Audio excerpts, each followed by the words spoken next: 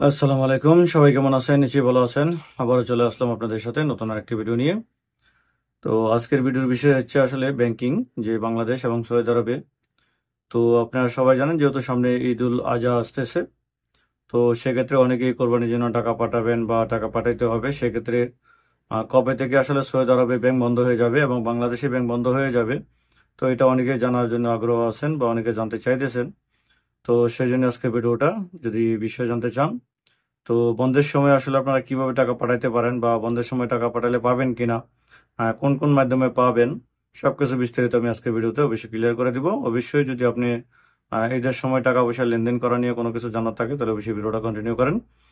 তো প্রথমত আসেন যে আসলে ব্যাংক বন্ধ হচ্ছে কবে থেকে। ব্যাংক বন্ধ হচ্ছে সৌদি আরবে 5 জুন থেকে 10 জুন পর্যন্ত বন্ধ থাকবে। কারণ 5 জুনে হচ্ছে আপনার হজ এবং 6 জুন শুক্রবার হচ্ছে আপনার ঈদ। তো মঙ্গলবার পর্যন্ত বন্ধ থাকবে, মঙ্গলবার থেকে আবার 10 তারিখ থেকে আবার ব্যাংক খুলবে। তো সেই জন্য হচ্ছে আপনার সৌদি আরব থেকে যদি টাকা পাঠাতে চান তাহলে 5 তারিখের আগেই টাকা পাঠাতে হবে। আর বাংলাদেশেও আসলে 5 তারিখ থেকে 14 তারিখ পর্যন্ত ব্যাংক বন্ধ থাকবে। তো তার মধ্যে আপনারা যদি টাকা পাঠাইতে চান তাহলে অবশ্যই আগে থেকে টাকাগুলো পাঠাইতে হবে। তো এখন কথা হলো যে আসলে ব্যাংকে যদি আপনি টাকা পাঠাতে চান তাহলে এই ডেটে পাঠাবেন, কিন্তু আপনি বন্ধের সময় কিভাবে পাঠাবেন? যখন সৌদি আরব এবং বাংলাদেশ দুই দেশই ব্যাংক বন্ধ থাকবে, সেই সময়কায় যদি আপনি সৌদি আরব থেকে কোনো টাকা পাঠাতে চান তাহলে আপনাকে বিকাশ এবং নগদের মাধ্যমে পাঠাইতে হবে। কারণ বিকাশ এবং নগদে যদি পাঠান সেই টাকাটা আপনার অনলাইন অ্যাকাউন্টে জমা হয়ে যাবে। তবে সেটাও আপনাকে আমি যেটা বলবো, আমার যেটা সাজেস্ট থাকবে, অবশ্যই এক টাইম মানে প্রথমবারে আপনি অনেক টাকা পাঠিয়ে দিবেন না, 50-60 হাজার 1 লাখ এরকম না। আপনি 1-2 হাজার টাকা পাঠান, মানে বাংলাদেশি টাকায় সৌদি আরবের রিয়ালে 100 রিয়াল বা 50 রিয়াল আগে পাঠান। আগে দেখেন যে আপনার সবকিছু ঠিক আছে কিনা, টাকাটা সঠিক মতো জমা হয় কিনা।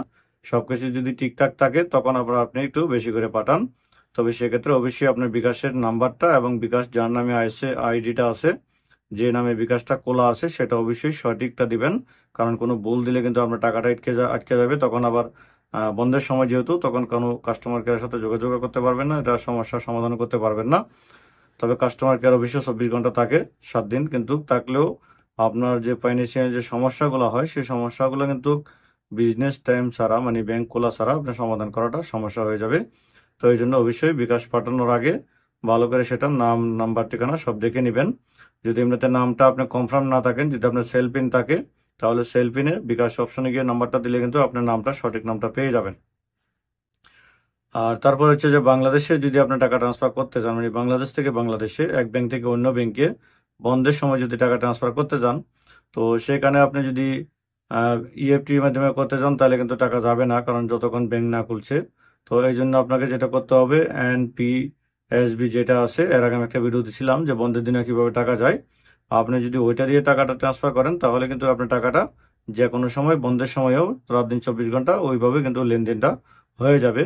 তো আপনার যদি অন্য কোনো ব্যাংকের টাকা থেকে থাকে আর আপনি মনে করতেছেন যে আমি এই ব্যাংক থেকে আমার আরেকটা ব্যাংকে টাকাটা দরকার, তাহলে আপনি এনপিএসবি তে টাকাটা ট্রান্সফার করবেন। তাইলে আপনি এই টাকাটা কিন্তু সাথে সাথে পৌঁছে যাবে, কোনো সমস্যা হবে না। এছাড়া বাকি যে সিস্টেমগুলো আছে সবগুলো সিস্টেম কিন্তু বন্ধ থাকবে সব দেশেই। আবার সৌদি আরবেও যদি আপনার লোকাল ব্যাংকে কোনো টাকা ট্রান্সফার করতে যান তাহলে 2500 রিয়াল পর্যন্ত 24 ঘন্টার ভিতরে, মানে আপনার একটা অ্যাকাউন্ট থেকে অন্য অ্যাকাউন্টে 2500 রিয়াল, যেটা সারিয়ার মাধ্যমে ট্রান্সফার করা হয়, ওইটা যদি আপনি বন্ধের সময় করেন তাহলে আপনার টাকাটা যাবে। কিন্তু আপনি যদি নর্মাল ট্রান্সফার করেন তাহলে কিন্তু আপনার বিজনেস ডেজ ছাড়া, মানে যতদিন ব্যাংক না খুলবে ততদিন আপনার টাকাটা যাবে না। তো এটা অবশ্যই মাথায় রাখবেন। আশা করি বিষয়গুলো বুঝতে পারছেন যে কোন কোন লেনদেন আপনারা করতে পারবেন, কোন কোনটা করতে পারবেন না। তো সেই বিষয়টা জেনে শুনে আপনার টাকা পয়সা লেনদেন করবেন, কারণ বন্ধের সময় যেহেতু ঈদ এবং যেহেতু লম্বা একটা ছুটি থাকবে, তো সেই সময় একটু সতর্কভাবে জেনে শুনে বুঝে তারপরে টাকাগুলো পাঠাবেন, সেটি হচ্ছে সবচেয়ে বেস্ট হবে। তো সবাই ভালো থাকবেন, সবার জন্য অবশ্যই দোয়া রইল, অবশ্যই যেহেতু অগ্রিম ঈদ মোবারক। তো সবাই ভালো থাকবেন, অবশ্যই দোয়া করবেন ইনশাল্লাহ। আসসালামু আলাইকুম রহমতুল্লাহি ওয়া বারাকাতুহু।